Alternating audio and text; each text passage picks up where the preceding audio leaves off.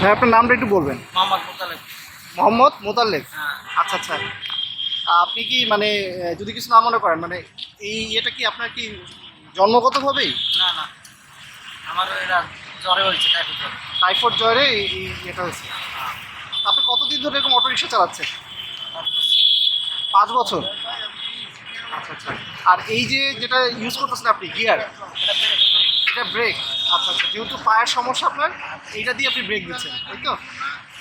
আচ্ছা ঠিক আছে, আপনাদের অসংখ্য ধন্যবাদ, আপনারা যে একটু সময় দিলেন। ঠিক আছে ভাই, যান। জি। হ্যাঁ হ্যাঁ হ্যাঁ, না ঠিক আছে, থ্যাংক ইউ। জি,